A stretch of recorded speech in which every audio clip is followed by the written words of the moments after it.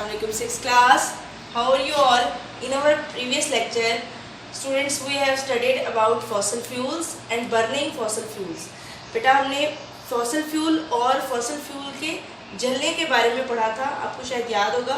fossil fuel में कोल, oil, gas सब included है जो कि साल साल ज़मीन की तहों में लिविंग ऑर्गेनिजम्स के दबने की वजह से प्रेशर और टेम्परेचर से वजूद में आते हैं. मैंने आपको इसके बारे में एक्सप्लेन किया था.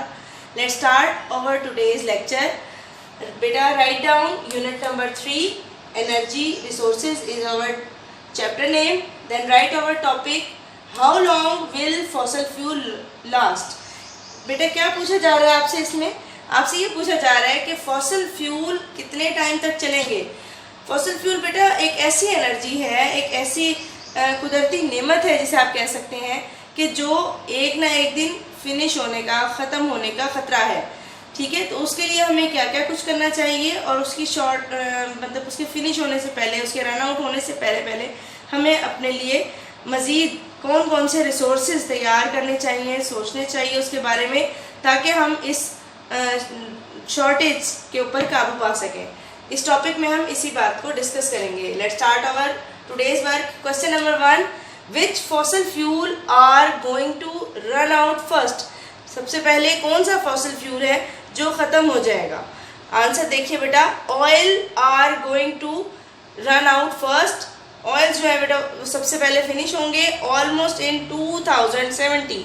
तकरीबन 2070 का जो है अंदाज़ा लगाया गया है. अबाउट 50 ईयर्स, तकरीबन 50 ईयर्स के बाद जो है ऑयल्स, जिसमें आप पेट्रोलियम प्रोडक्ट्स सब, डीजल, पेट्रोल, ये सब इसमें शामिल हैं, उनके ख़त्म होने का ख़तरा है बेटा. क्वेश्चन नंबर 2 देखिए, we are running out of fossil fuel. हमारा जो फॉसिल फ्यूल है बेटा वो ख़त्म हो रहा है. सजेस्ट 3 वेज, आपने 3 रास्ते बताने हैं. We can deal with this problem, कि हम किस तरह से इस मसले को हल कर सकते हैं, किस तरह से इस प्रॉब्लम के ऊपर काबू पा सकते हैं. आंसर देखिए बेटा, देयर आर 3 थिंग्स. यहाँ पे 3 चीज़ें हैं दैट कैन बी डन, जो की जा सकती हैं.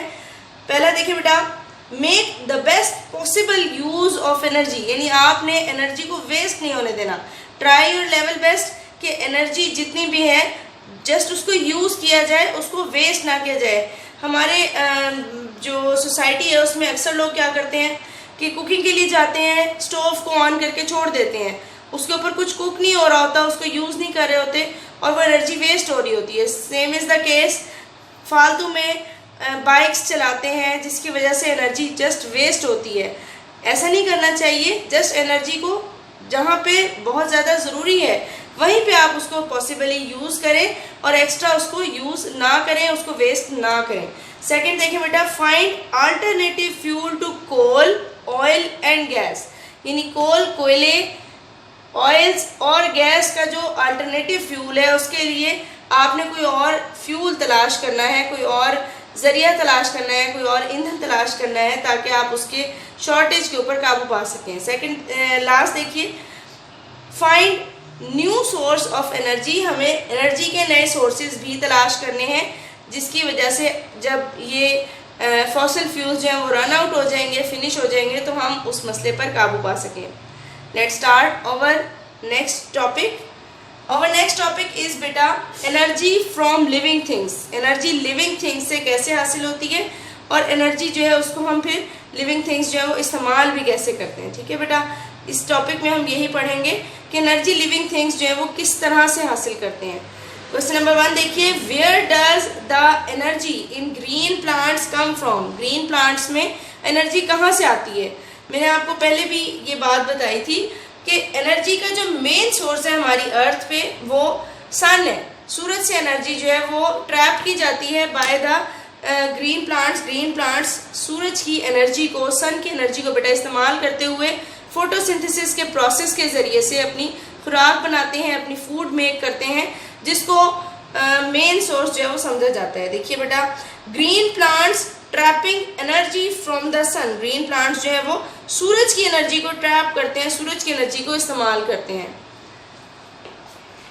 नेक्स्ट क्वेश्चन देखिए बेटा, plants make sugar by photosynthesis. Plants जो है वो फोटोसिंथेसिस के प्रोसेस से, जो मैंने अभी आपको बताया कि सूरज की एनर्जी को इस्तेमाल करते हुए वो फोटोसिंथेसिस के प्रोसेस से क्या बनाते हैं बेटा, शुगर बनाते हैं, जिसमें ग्लूकोज और दूसरी शुगर जो है वो शामिल होती हैं।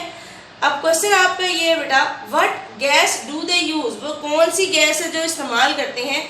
अब कौन सा प्रोसेस बेटा डिस्कस हो रहा है, फोटोसिंथेसिस, मींस फोटोसिंथेसिस के प्रोसेस में कौन सी गैस यूज होती है। आंसर है बेटा कार्बन डाइऑक्साइड, यानी प्लांट्स फोटोसिंथेसिस में कार्बन डाइऑक्साइड गैस इस्तेमाल करते हैं और उसकी मदद से फूड अपनी प्रिपेयर करते हैं। सेकंड देखिए बेटा, in what way can we think of plants as a renewable source. हम किस तरह से ये सोच सकते हैं कि प्लांट्स जो है वो रिन्यूएबल सोर्स है, यानी उनको आप बार बार इस्तेमाल कर सकते हैं, प्लांट्स की एनर्जी को अगेन इस्तेमाल किया जा सकता है। आंसर देखें, because they will be able to supply energy, क्योंकि ये एनर्जी सप्लाई करने के काबिल होंगे फॉर मिलियंस ऑफ ईयर्स, लाखों करोड़ों साल तक। ठीक है जी। उसकी वजह क्या है बेटा, उसकी वजह यह है कि प्लांट्स जो है उनसे नए प्लांट्स बन जाते हैं। जब पहले वाले प्लांट्स की डेथ हो जाती है तो ऑब्वियसली नए प्लांट्स बनते जाते हैं, वो उसी तरह सूरज की एनर्जी को इस्तेमाल करते हैं। मीन्स आपको बताया ये जा रहा है कि मेन सोर्स यहाँ पे सनलाइट है। सनलाइट नेवर एंड्स, जब तक कि ये ज़मीन है, जब तक ये दुनिया है, कायनात है, सूरज की जो एनर्जी है वो ख़त्म नहीं होगी। उसका एक ऐसा मेन सोर्स है जो चलता रहेगा। इसीलिए हम ये कह सकते हैं कि प्लांट्स एक रिन्यूएबल सोर्स है, क्योंकि वो सूरज की एनर्जी को as a main energy source use करते हैं। ठीक है जी। नेक्स्ट देखिए बेटा, question number 3, what is fermentation. Fermentation क्या होता है बेटा, फर्मेंटेशन वो प्रोसेस है जिसमें यीस्ट को यूज करते हुए, ठीक है जी, यीस्ट आपको मैंने बताया था एक माइक्रो ऑर्गेनिज्म है जो कि इस्तेमाल किया जाता है, जैसे आप केक राइस करते हैं केक के लिए, और मुख्तलिफ बेकिंग प्रोडक्ट्स में यीस्ट को इस्तेमाल किया जाता है ताकि आप उसका जो है वो वॉल्यूम राइज कर सकें। ठीक है, यीस्ट को इस्तेमाल किया जाता है ताकि शुगर को अल्कोहल में चेंज किया जा सके। प्लांट्स जो है वो इसको इस्तेमाल करते हैं। इस पूरे प्रोसेस को हम फर्मेंटेशन कहते हैं। देखिए बेटा, the sugar made by plants, वो शुगर जो प्लांट्स बनाते हैं, can be changed into alcohol, उसको अल्कोहल में चेंज किया जा सकता है यूजिंग यीस्ट, यीस्ट को इस्तेमाल करते हुए। ठीक है जी, यानी यीस्ट की मदद से शुगर को अल्कोहल में चेंज किया जा सकता है। This process is called fermentation. इस प्रोसेस को बेटा हम फर्मेंटेशन कहते हैं। ठीक है जी। नेक्स्ट देखिए बेटा, व्हाट इज बायोमास। बायोगैस क्या होती है बेटा, जी बेटा, what is biogas. Rotting biomass produces methane. अब बायोमास क्या है बेटा, बायोमास एक्चुअली जो एनिमल्स वगैरह के वेस्ट प्रोडक्ट्स होते हैं, आपको अच्छी तरीके से पता है कि वो वेस्ट जो जानवर खारिज करते हैं, जो उनके फीसिस के ज़रिए से खारिज होता है बेटा, जब वो गल सड़ जाता है, जब वो रॉट हो जाता है, ठीक है, तो उसमें से गैस प्रोड्यूस होती है जिसको हम क्या कहते हैं, methane gas. That is the same gas जो कि हम जलाने के लिए इस्तेमाल करते हैं। ठीक है, इसलिए जब वो गले सड़े इस बायोमास के ज़रिए से गैस प्रोड्यूस हो रही होती है, विच इज़ कलेक्टेड, इसको हम इकट्ठा कर लेते हैं, इसको हम कलेक्ट कर लेते हैं पाइप्स के ज़रिए से, and use as a fuel, और उसको हम फ्यूल के तौर पर, ईंधन के तौर पर इस्तेमाल करते हैं। This gas is called biogas. इस गैस को हम बायोगैस कहते हैं, क्योंकि ये बायोमास के ज़रिए से बनती है, इसलिए हम इसको बायोगैस कहते हैं। Class, revise all of your questions. Thank you so much.